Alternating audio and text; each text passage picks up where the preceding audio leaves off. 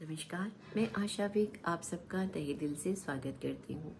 दिल की कलम से एहसासों की इस कड़ी में मैं आपको सुना रही हूँ मेरी कहानी डाकिया बाबू। हरे भरे पहाड़ों से घिरा हुआ छोटा सा गांव बेला, जहाँ सुविधाएं तो नहीं पर पूरा गांव आपस में एक परिवार की तरह रिश्तों के ताने बानों से जुड़ा हुआ था। चिंकू के चाचू पूरे गांव के बच्चों के चाचू थे, तो रामू की दादी सब बच्चों की दादी। खून के और दिल के रिश्तों को अलग करना और पहचानना मुश्किल था। किसी एक का दुख पूरे गांव का दुख और किसी एक की खुशी पूरे गांव की खुशी हुआ करती थी। इसी गांव के रहने वाले हैं हमारे डाकिया बाबू। राम राम डाकिया बाबू, कहाँ जा रहे हो इतनी जल्दी जल्दी? थोड़ा बैठ जाइए, चाय की चुस्कियाँ ही हो जाएंगी साथ साथ और थोड़ी गपशप भी। राजेंद्र बाबू ने बड़े अधिकार से कहा, जो चाय के ठेले पर खड़े होकर उसके बनने का इंतजार कर रहे थे। डाकिया बाबू उर्फ रघुवंत त्रिवेदी, जिन्हें सारा गांव डाकिया बाबू कहकर ही बुलाता था, अपनी साइकिल से उतरे। आखिर राजेंद्र बाबू के आग्रह को वो टाल कैसे सकते थे। डाकिया बाबू को अपनी तरफ आता देख राजेंद्र बाबू की बाँछें खिल गईं। आज तो चाय की चुस्कियों के साथ साथ आसपास के गांवों की खबरें भी सुनने को मिलेगी। आखिर डाकिया बाबू चलता फिरता समाचार पत्र जो है। इसके अलावा लोग अपने पत्र पढ़वाने, लिखवाने और अपनी समस्याओं का समाधान करने उनके घर जा धमकते। मगर डाकिया बाबू बड़े प्यार से उनकी समस्याओं का समाधान बताते, उनके पत्र पढ़कर सुनाते और उनका जवाब भी लिखते। एक दिन उनकी बेटी पारो पानी देने कमरे में आई तो उसने ठुनक कर काका से कहा, अरे काका, थोड़ा पढ़ना लिखना क्यों नहीं सीख लेते? कब तक मेरे बाबूजी ऐसे आपको पत्र पढ़कर सुनाते रहेंगे? मुझे बाबूजी के साथ गुड़िया खरीदने बाजार जाना था, पर अब नहीं जा पाऊंगी। उसकी आंखों में आंसू और शिकायत थी। उसकी बात सुनकर काका को हंसी आ गई। उन्होंने कहा, अरे बिटिया, अब इस उम्र में क्या पढ़ना लिखना सीखूं, पर तेरे बाबूजी तुझे गुड़िया दिलाने बाजार ज़रूर ले जाएंगे। सच? काका, पारो ने हैरान होकर पूछा। बाबूजी मुझे गुड़िया दिलवाने बाजार ले जाएंगे? हाँ बेटा, बिल्कुल सच, तेरे बाबूजी तुझे गुड़िया दिलाने ज़रूर ले जाएंगे। डाकिया बाबू ने थोड़ा नाराज़ होकर पारो से कहा, अपने बड़ों से ऐसे बात नहीं करते पारो, चलो काका से माफ़ी मांगो। अरे कोई बात नहीं डाकिया बाबू, पारो बच्ची है, कितनी मासूमियत से उसने सच ही तो कहा है।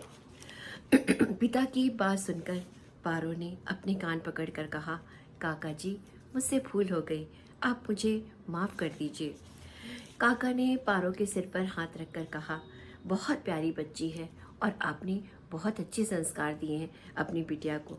अच्छा, अब मैं चलता हूँ, आप इसे लेकर बाजार हो आइए। डाकिया बाबू ने भी मुस्कुराकर हाथ जोड़े। पारो दौड़ती हुई अंदर चली गई माँ को बताने कि वो बाबूजी के साथ बाजार जा रही है। ट्रेन ट्रेन ट्रेन साइकिल की घंटी बजती तो गांव वाले समझ जाते डाकिया बाबू कोई ना कोई चिट्ठी पत्री या समाचार पत्र लेकर आए हैं। वो भागते हुए बाहर पहुंचते और डाकिया बाबू बड़े जोश और प्यार से कहते, अरे चुन्नी बिटिया, ये ले, तेरे चाचू की चिट्ठी आई है। और रधिया मौसी, उन्हें तो रोज़ अपने बेटे की चिट्ठी का इंतज़ार होता। उनका इकलौता बेटा गोविंद पढ़ लिख कर बड़ा आदमी बनना चाहता था, पर घर के हालात कुछ ऐसे हुए कि पढ़ाई बीच में ही छूट गई और उसे गांव छोड़कर काम की तलाश में दूर शहर जाना पड़ा। किसी लकड़ी के व्यापारी के पास वो काम कर रहा था, जहाँ फर्नीचर बनाया और बेचा जाता था। उसने माँ से कहा, माँ, काम सीखकर मैं गांव वापस आ जाऊंगा और फिर यहीं अपना व्यापार शुरू करूंगा। हर महीने उसका 50 रुपए का मनी ऑर्डर आता, जिसका रतिया मौसी बेसब्री से इंतज़ार करती। उनके बेटे की गैर हाजिरी में गांव वाले ही उनका ख्याल रखते थे, खाने पीने की कोई कमी ना होने देते। पर बेटे के वो 50 रुपए माँ की अनमोल दौलत होते। वो बड़े फख्र से गांव वालों से इसका जिक्र करती और अपनी दवा दारू का खर्च इन्हीं पैसों से करती। वो दरवाजे पर खड़ी होकर रोज उसकी चिट्ठी का इंतज़ार करती। डाकिया बाबू ने कई बार समझाया, मौसी तुम इस तरह दरवाजे पर मत खड़ी रहा करो, मैं चिट्ठी लेकर खुद घर आ जाऊंगा। पर मौसी थी कि मानने का नाम नहीं लेती। हाथ हिलाकर कहती, अरे बेटा, तू क्या समझ पाएगा माँ के इंतज़ार को। और ये सच भी था। मौसी की हंसी और खुशी कहीं खोने लगी थी।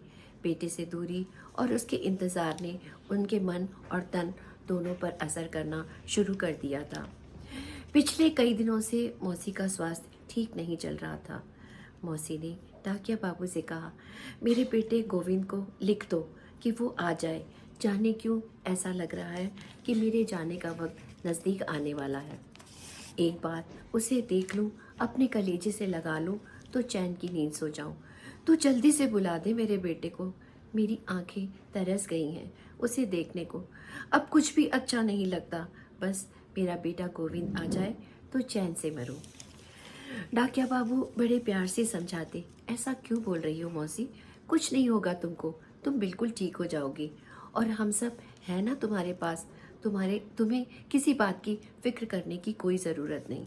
और ये देखो, मैंने तुम्हारे बेटे को पत्र लिख दिया है कि इसके मिलते ही तुरंत गांव आ जाए।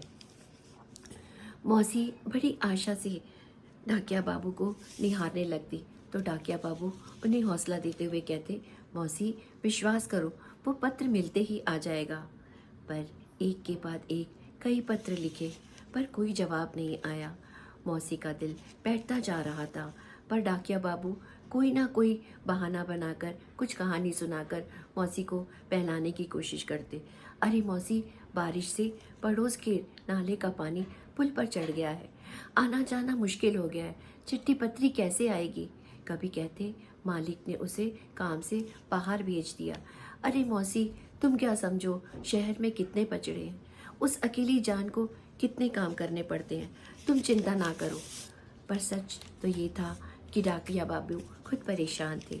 आखिर गोविंद कोई जवाब क्यों नहीं दे रहा। और जब मनी ऑर्डर भी नहीं आया तो मौसी के सब्र का बांध टूटने लगा। बीमारी ने तो उसे बिस्तर पर डाल ही दिया था। बेटी की खबर ना मिलने से वो एकदम टूट गई।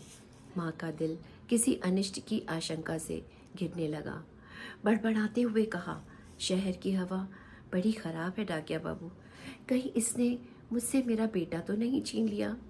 डाकिया बाबू का मन भारी हो जाता मौसी की ऐसी हालत देखकर, मगर फिर समझाते हुए कहते, मौसी, हमारा बेटा गोविंद शहर की हवा से बदलने वाला नहीं, तुम सब्र रखो, मैं पता करवाता हूँ।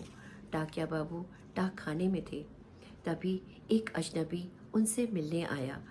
उसके पास गोविंद का सामान था। उसने बताया बारिश बहुत हो रही थी। वो एक पेड़ के नीचे खड़ा था। बिजली कड़की और पेड़ पर जा गिरी और उसकी मौत हो गई। उसके सामान में यहाँ का पता था तो मैं उसे ढूंढते हुए यहाँ आ पहुँचा। डाकिया बाबू स्तब्ध रह गए। काटो तो खून नहीं। उन्होंने अनुरोध किया कि आप ये समाचार गोविंद की माँ को नहीं बताएंगे। फटाफट डाकिया बाबू ने 50 रुपए का नोट अपनी जेब में रखा और मौसी के घर जा पहुँचे।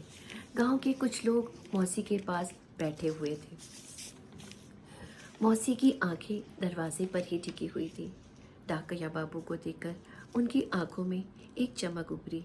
अपनी उखड़ती सांसों पर वो काबू नहीं कर पा रही थी। डाकिया बाबू ने कहा, मौसी तुम कुछ मत बोलो, ये देखो तुम्हारे बेटे का मनी ऑर्डर आया है। मैं कहता था ना, शहर की हवा गोविंद को बदल नहीं सकती। मौसी ने कांपते हाथों से मनी ऑर्डर के 50 रुपए लिए, अपने माथे से लगाया, उसको चूमा और अपने सीने पर रखकर अपनी आंखें बंद कर ली, मानो अपने बेटे को कलेजे से लगा लिया हो। मौसी की उखड़ती सांसें शांत हो गई और वो हमेशा के लिए एक गहरी नींद में सो गई, एक बहुत प्यारी सुकून भरी मुस्कान के साथ। इस मनी ऑर्डर ने बेटे की सलामती का पैगाम जो दे दिया था। डाकिया बाबू फूट फूट कर रोने लगे। उन्होंने गांव वालों को गौतम की मौत का समाचार भी सुनाया। पूरे गांव में मातम छा गया। डाकिया बाबू दुखी थे। उन्हें समझ नहीं आ रहा था कि उन्होंने सही किया या गलत। गांव वालों ने उन्हें समझाया, आपने बिल्कुल सही किया है डाकिया बाबू, आपके झूठ ने माँ को मुक्ति दे दी, वरना बेटे की मौत का समाचार उन्हें चैन से मरने भी नहीं देता। मौसी के दाह संस्कार के बाद अगले दिन सारा गांव अपने अपने कामों में व्यस्त हो गया और डाकिया बाबू भी निकल पड़े उस लंबी पगडंडी पर, ट्रिन ट्रिन करते हुए, जहाँ कई घरों में उनके द्वारा लाए हुए चिट्ठी और संदेशों का इंतज़ार होता, खुशी और गम के साथ। अगले हफ्ते आपसे फिर मुलाकात होगी, तब तक के लिए नमस्कार।